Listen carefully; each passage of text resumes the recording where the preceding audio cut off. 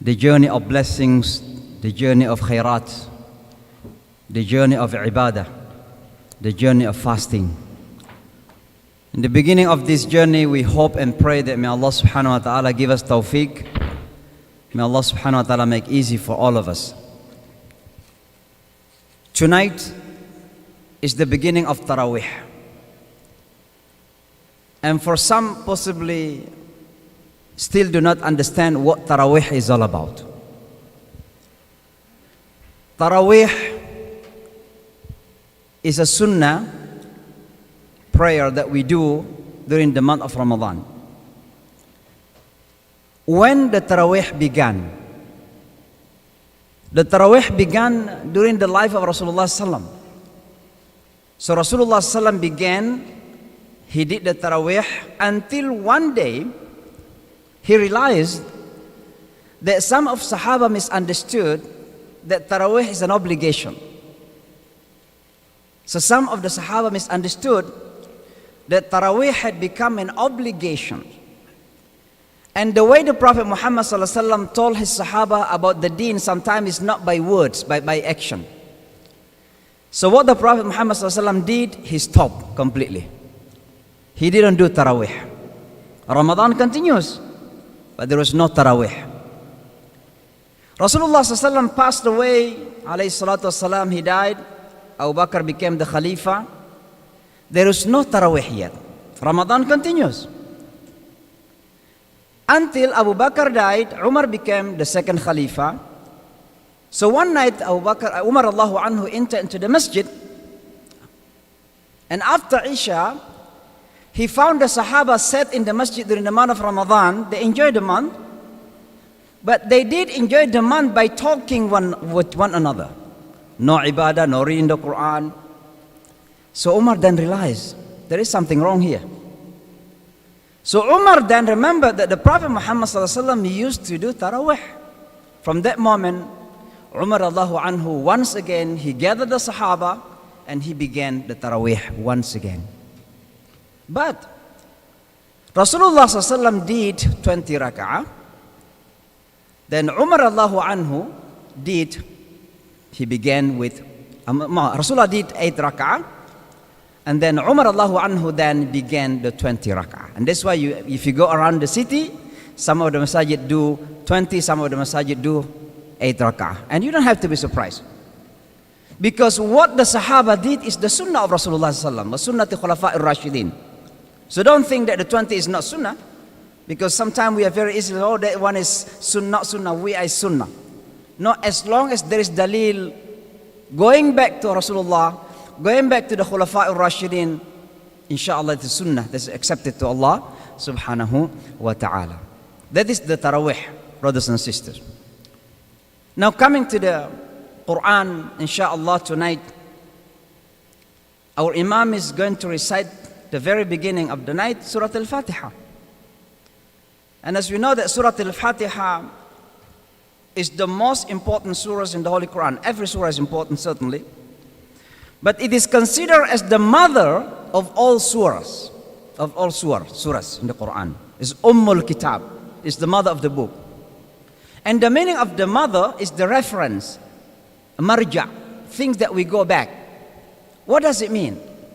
Because Surah Al-Fatiha contains every single thing that the Quran contains.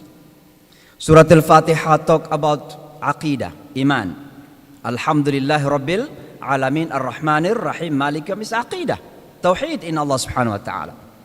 Surah Al-Fatiha talk about Ibadah. Iyaka na'budu wa iyaka nasta'in.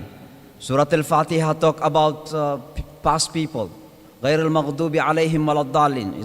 It means Surah Al-Fatiha talk about history. The Holy Quran talk about history. Around 2/3 of the Holy Quran contains about history. History of good people like the prophets and history of the bad people like the opponents of the prophet.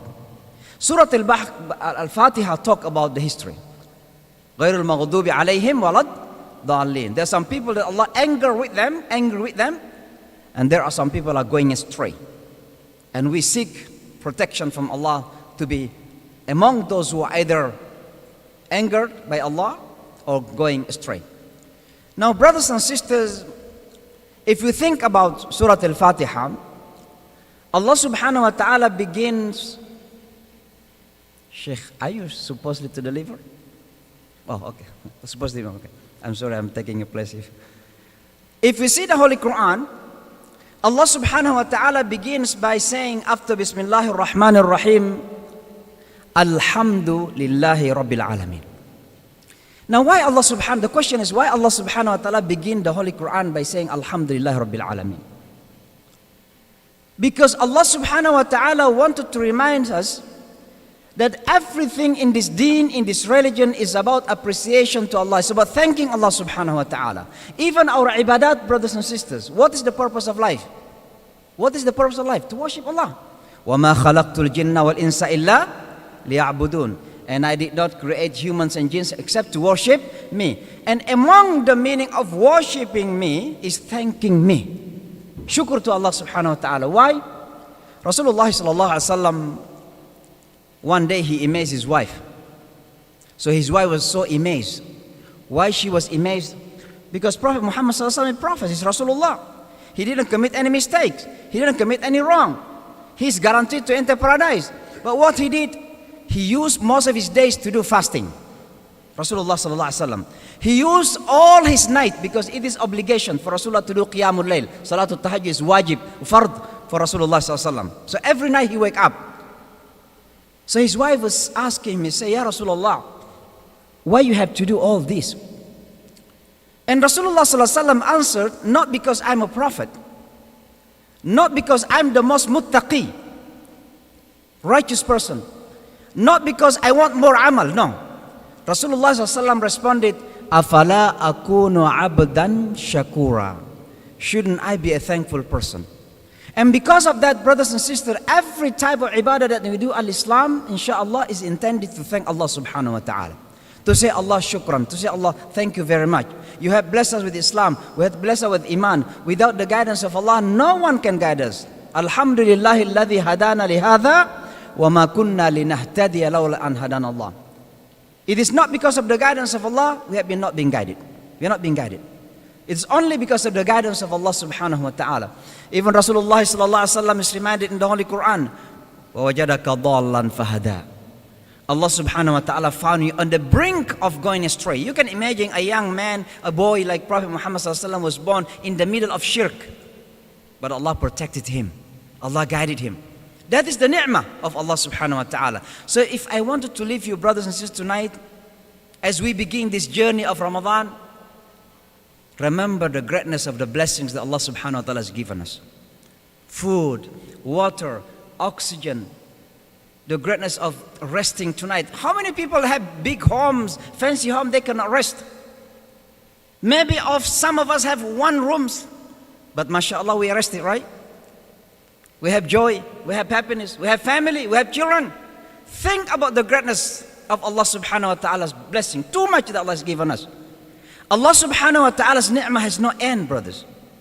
We are the one who ended the ni'mah of Allah when we think that Allah is not merciful anymore to us. The moment we think that Allah is not nice to us, Allah is not nice to us. So always think Allah is so kind, Allah is so compassionate, Allah is so loving to all of us. Have husnul dhan with Allah subhanahu wa ta'ala. Brothers and sisters, may Allah subhanahu wa ta'ala continue to bless us. May Allah subhanahu wa ta'ala bless our Ramadan. May Allah subhanahu wa ta'ala accept from all of us. Begin Ramadan with sincere ikhlas, inshallah, with niyat. And don't forget, every night have the intention to do fasting the following day. Because niyat is one of the rukun of fasting, inshallah. So every night, remember that inshallah tomorrow, I'm going to do fasting, have the niyat. May Allah subhanahu wa ta'ala accept from all of us. Taqabbal Allahu minna wa minkum. Ramadan Mubarak, Ramadan Kareem, inshallah. Assalamu alaikum wa rahmatullahi wa barakatuh.